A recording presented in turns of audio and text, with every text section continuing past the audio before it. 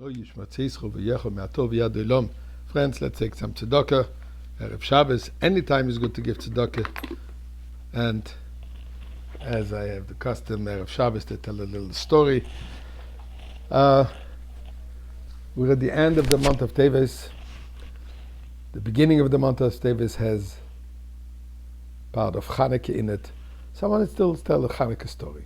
And I think it's an interesting and an important story. The story was told by a fellow by the name of Reb Mordechai Chanzin. Mordechai Chanzin was one of those unsung Russian heroes living in Stalin's paradise, found himself often behind bars for his commitment to keeping Judaism alive, teaching little kids, helping in the shul, keeping the minyan alive, whatever was necessary he did. There was one particular story that he was very fond of repeating when he had left this wonderful paradise and he came to Israel. He said it was one Chanukah, was in Siberia. Chanukah is obviously pretty cold. But there were a group of about 18 Jewish young men. And their concern was not about food, their concern was not about survival, their concern was Chanukah is coming up and how will we be able to light the Chanukah candles. Mordechai Chanzin, as the elder one, the oldest one of this group, said, look, we have to find a way. And indeed they found. They were able to create some kind of 9 little cups, 8 cups. They found some margarine. Somebody produced matches, which was a rarity. Somebody produced wicks. And they're all set for Chanukah. Late at night, hoping and thinking that everybody's sound asleep, hiding somewhere in a shed, they lit the Chanukah menorah, and their hearts were filled with warmth and with memories of lighting the menorah at home. And while they're also transported into another world, suddenly they were brought back to reality by the barking of those guards that found them and hauled them all into the local prison, in the prison. And the next day they found themselves in front of the judge. Mordechai, the eldest one, accused as the ringleader, is the first one to have to face the judge.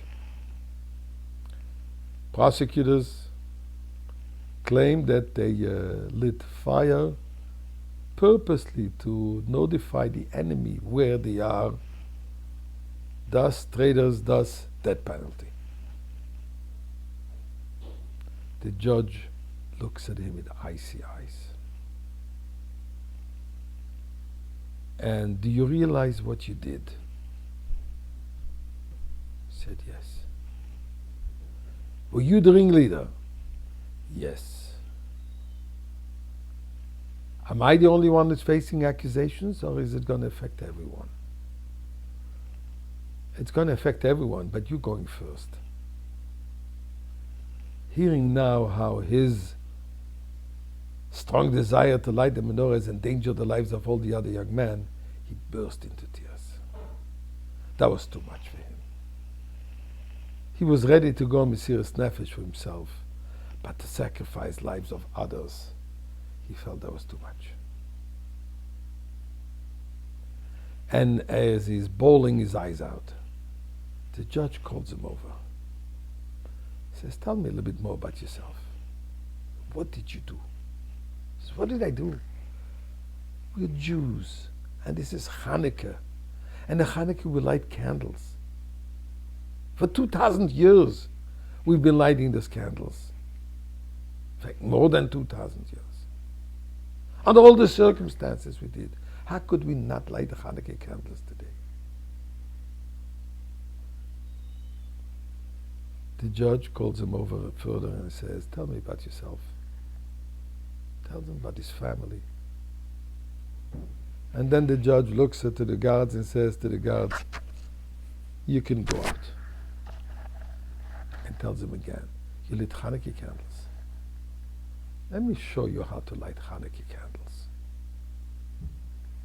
And he takes those papers of the accusations against them, takes the first sheet, lights it up, burns it. Second sheet, burns it.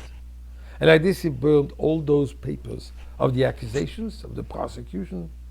And he turns to Mordechai and says, please remember how we lit Hanukkah menorah here in prison.